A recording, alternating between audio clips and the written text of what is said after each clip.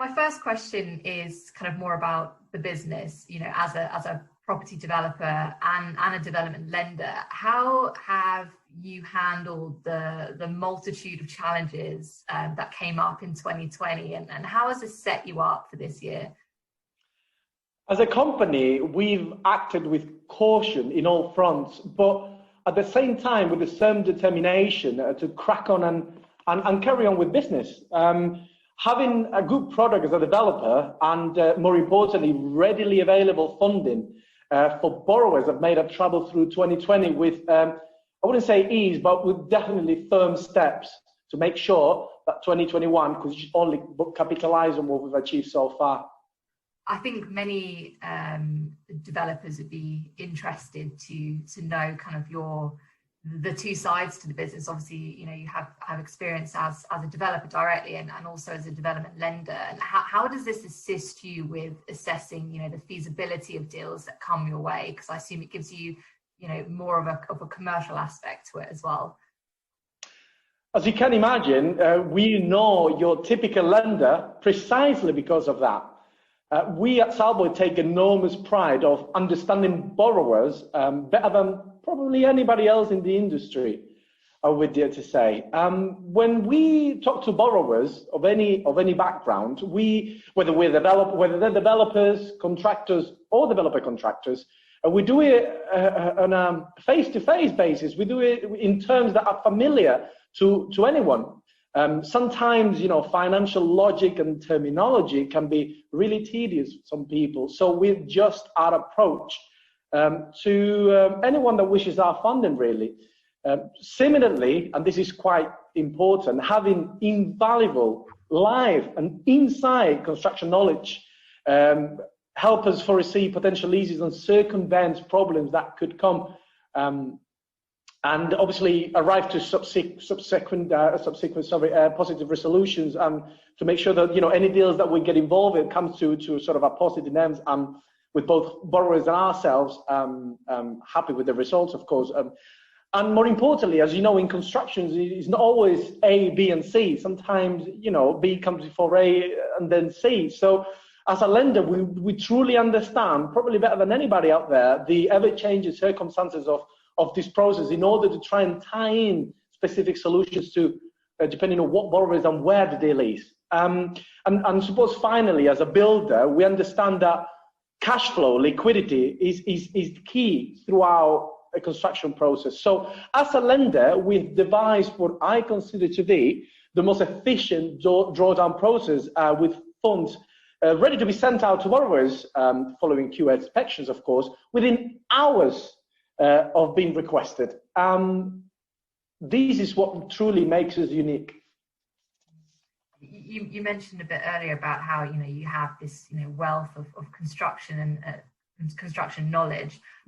Do you ever kind of come across kind of lesser experienced developers that you potentially see what they've got as a profitable project, and you see the potential in it, but you think maybe they need some kind of extra experience in terms of team and third parties around them? Do you work with these still, and do you kind of help kind of shape the teams that work around them? You absolutely nailed it. We offer much more than money to borrowers. As we discussed, our construction experience helps us sort of foresee problems and anticipate them in a way and work together with the borrowers. But more importantly, regardless of a borrower's experience, we are able to assist in any way, shape, form.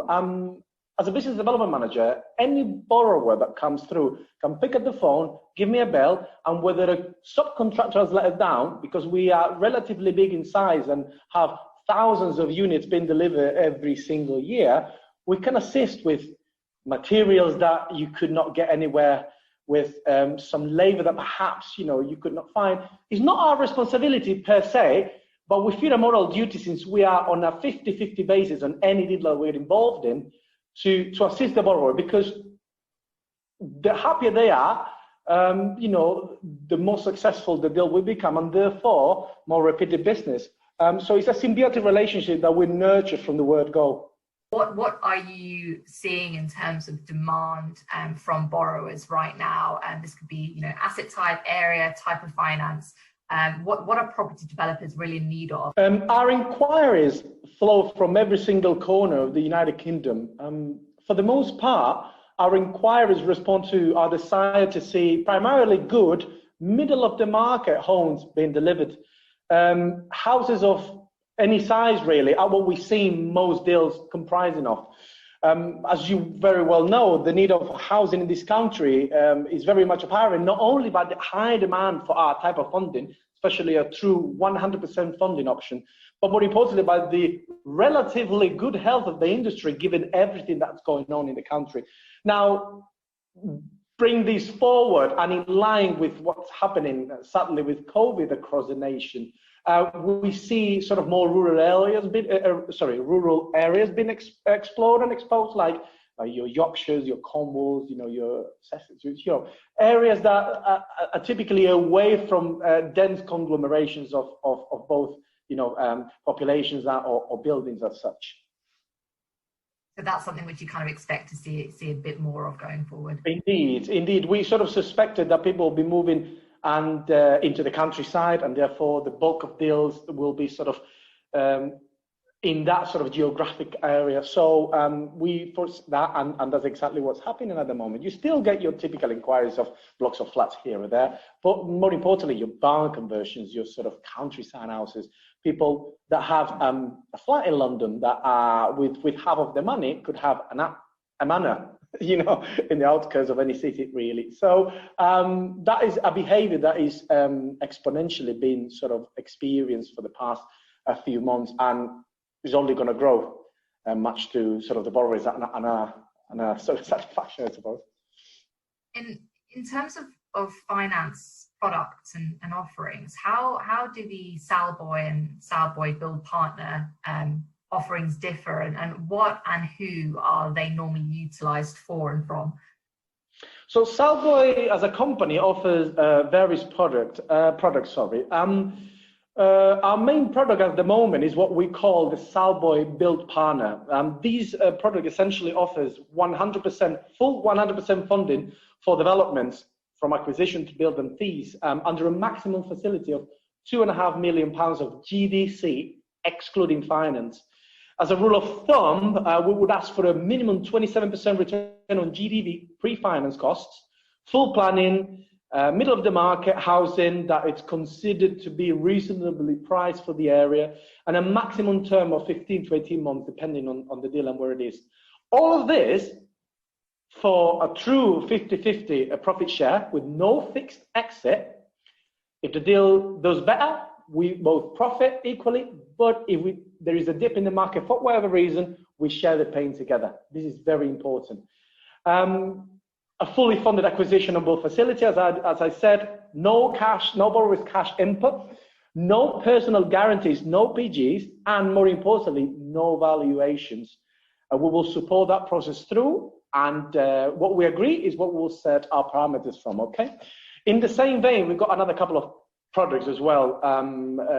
One that we call Salboy Equity Partner, offering up to £2 million of equity for projects in which we will be sort of sitting behind the strict senior funding. As a second charge for the same 50-50 profit share, but in this case, fixed. And last but not least, we offered the possibility of true JVs with no sort of GDV, GDC limit, but on a case-by-case basis.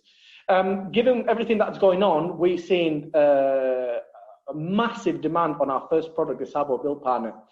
Borrowers, the developing contractor coming with that second project that they would do or would like to do, but don't have the money for. This is where we jump in.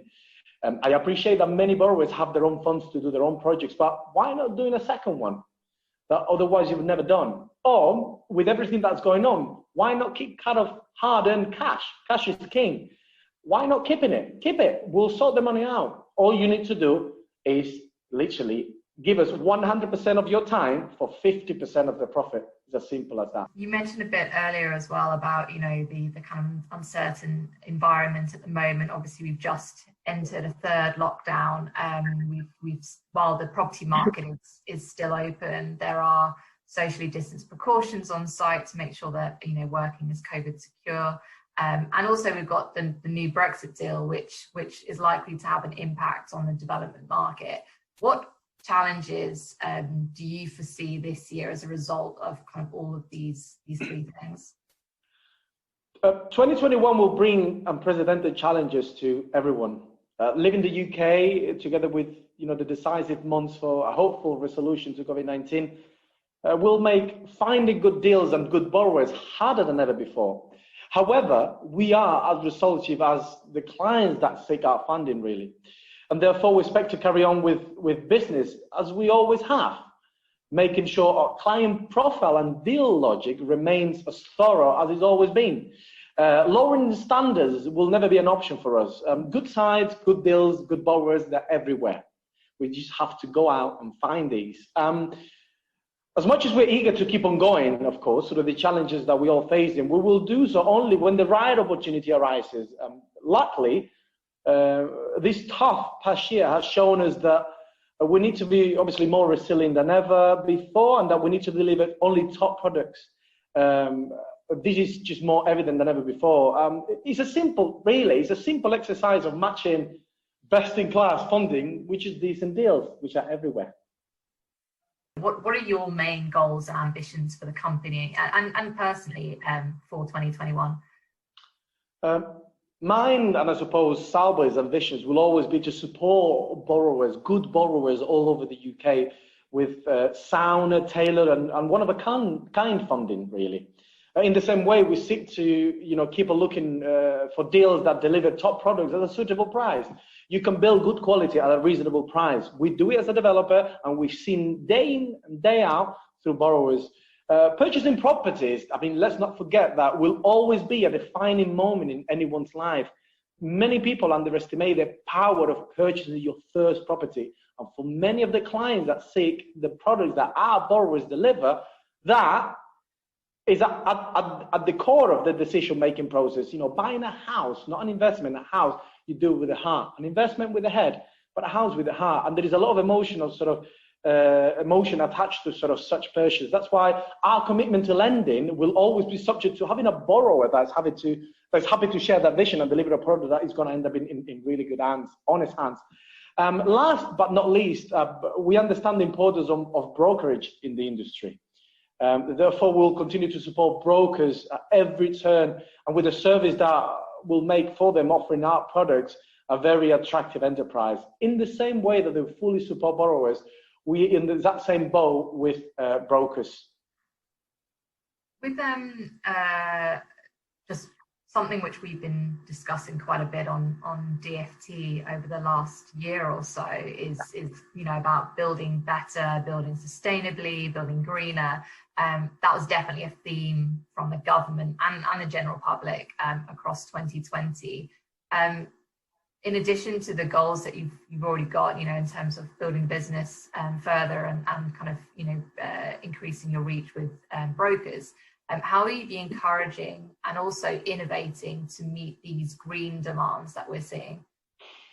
Luckily for us, borrowers are extremely well versed on the subject, from efficient use of energy to water and other resources to pollution and waste reduction measures, and the sort of enabling and reuse of recycling and materials that are non-toxic, ethical and sustainable.